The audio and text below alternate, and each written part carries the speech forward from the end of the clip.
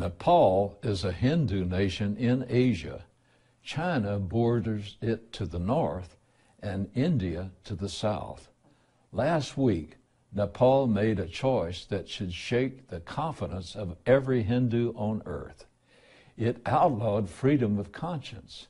That's not their description, it's mine. But it's accurate. Nepal made religious conversion illegal. Whatever you were born believing, you must keep on believing. They did it to protect Hinduism. But why? If Hinduism is so great, why would they have to treat it like an endangered species? Why are they so afraid? Suppose you are one of the estimated 375,000 Christians in Nepal. A Hindu asked why you became a Christian. If you tell the Hindu why you follow Christ, you can spend the next 5 years in prison. If a Nepali Christian speaks a kind word to a Hindu, it would mean trouble. The new law says you're not supposed to use any means of attraction to your faith. That could be a smile, a kind word, or a helping hand. The law is aimed squarely at evangelical Christians. But unreasoning fear of the gospel is not limited to Nepal. Sheffield University in England recently expelled Felix Ngoli. His crime, he wrote on his personal Facebook page, same-sex marriage is a sin whether we like it or not. It is God's words, and man's sentiment would not change his word. The university said Felix is fully entitled to his religious beliefs. But by putting his beliefs on his Facebook page, he may have caused offense to some individuals. A British court agreed. Felix told the BBC it sends a chilling message that if you are a Christian and you hold traditional Christian views, you should be careful not to express them. Senator and former presidential candidate Bernie Sanders is so fearful of the Christian faith that he wants to disqualify Christians from government service. Last summer, I reported on Sanders' questioning of Russell Vought.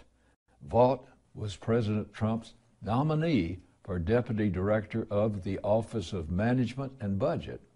Vought once wrote a memo that Sanders didn't like. Vaught's alma mater, Wheaton College, is an older, historically Christian university. It fired a professor who donned a hijab and proclaimed that Christian and Muslim worship the same God. Vaught's memo said, Muslims do not know God because they have rejected Jesus Christ, his Son, and they stand condemned. These words outraged Bernie Sanders. He said, you think that your statement that they do not know God because they rejected Jesus Christ, his Son, and they stand condemned, do you think that's respectful of other religions? Sanders didn't seem to grasp that he was turning no religion into a state religion, and his state religion is disrespectful to all other religions. He is guilty of the behavior he attributes to Mr. Vaught. James Zogby is the founder and president of the Arab American Institute. He defended Sanders. Zogby wrote, it is Vaught and not Sanders who has used a religious test to support the firing of a tenured professor. It's rather disturbing. James Zogby is a highly influential American, yet he does not understand the difference between a doctrinal standard at a Christian university and a religious litmus test for government service. A private Christian college needs Christian professors who hold specific beliefs. An Islamic school prefers teachers who hold specific beliefs, too. The Constitution doesn't condemn that. it would be absurd to.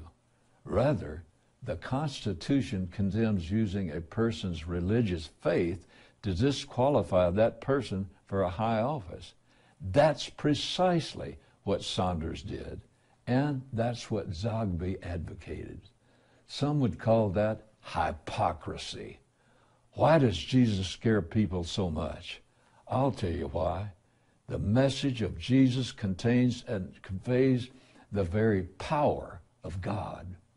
Romans chapter 1 verse 16 says, "For I am not ashamed of the gospel, for it is the power of God for salvation to everyone who believes." Jesus said, "And I, if I be lifted up from the earth, will draw all men to myself." He was saying this to indicate the kind of death by which he was to die. He was telling them that he would be lifted up on a cross in death. He said when that happened, he would draw all men to himself. But it's actually stronger than that. The Greek word translated here as draw is helkuo. It means to drag. In other words, he powerfully draws people to himself. He drags them. He doesn't remove their choice in the matter, but he pulls them to himself with strength. That's how people come to Christ. They are drawn by his power and love. That means that when we speak about Jesus, he is our great ally, powerfully pulling their hearts to himself. The gospel is the power of God for salvation. To speak the gospel, to tell people about Jesus, activates that power, the power of God himself, the power that created the cosmos. That's why they're afraid. But they need not be. Even though he draws them with great power, he refuses to violate their ability to choose. He draws them vigorously, but he doesn't break down the door and overwhelm them. He stands at the door and knocks. John 1:12 says, "But as many as received him, to them he gave the right to become children of God, even to those who believe in his name." Even with the infinite power at his disposal, he will not violate your will.